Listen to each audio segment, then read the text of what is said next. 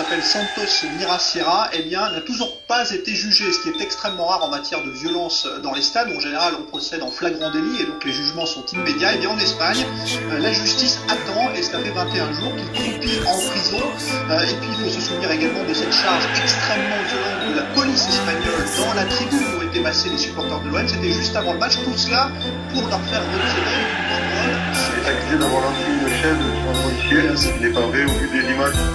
Je m'appelle Santos Miraciera, 34 ans, grand supporter de l'OM chez les ultras, je mets le feu, c'est le bordel.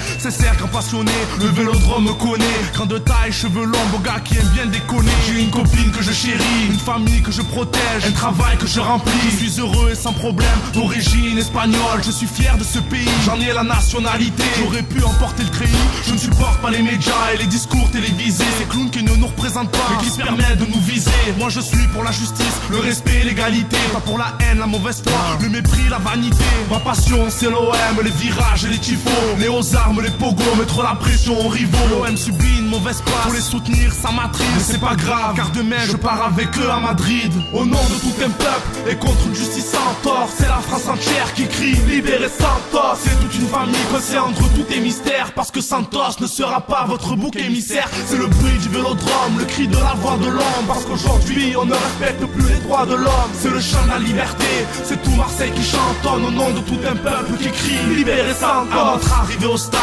l'ambiance est au complet. Malgré la fatigue en tant que supporter, on est comblé.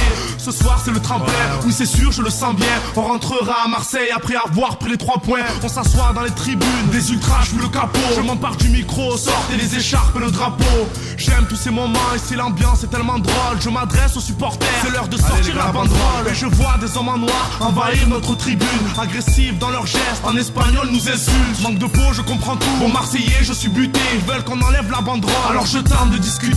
Ils nous montrent leurs insignes, nous menacent, ils insistent. Ok, nous l'enlèverons si les choses en sont ainsi. Mais malgré ça ils sont violents, et soudain ça va si vite. Ils nous matraquent, nous sommes attaqués par la Guardia Civile. Au nom de tout un peuple et contre une justice sans tort, c'est la France entière qui crie libérez Santos. C'est toute une famille coincée entre doute et mystère, parce que Santos ne sera pas votre bouc émissaire. C'est le bruit du vélodrome, le cri de la voix de l'homme, parce qu'aujourd'hui on ne respecte plus les droits de l'homme. C'est le chant de la liberté, c'est tout Marseille qui chantonne au nom de tout un peuple qui crie libérez Santos. L'attaque fut terrible, j'ai la main casse et des douleurs. Certains ont tellement de sang sur eux qu'on n'en voit même plus les couleurs. Pourquoi ont-ils fait ça, nous qui étions la zampée? J'en vois tant qui sont blessés, même des amis à moi rampés. J'entends des hommes qui crient, des femmes et des enfants.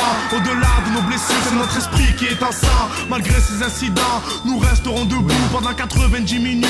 Supporters malgré tout, mais nous allons porter plainte une fois de retour au pays. Nous avons été salis et les auteurs devront payer. Finalement l'OM s'incline, mais le plus grave n'est pas là, car en sortant du stade je repense à nos balades. Nous montons dans le bus et la police réapparaît.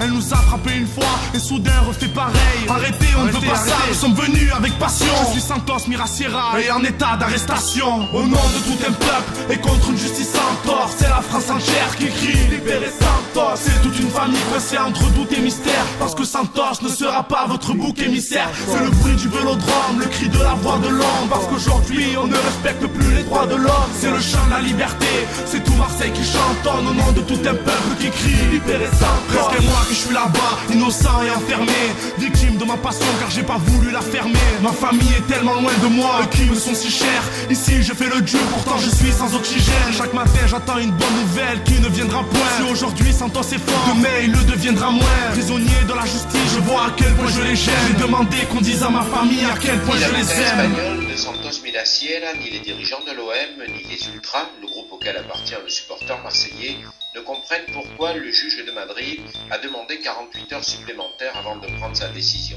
Santos attend donc toujours, dans sa cellule, que la justice espagnole le remette en liberté ou prolonge sa détention provisoire.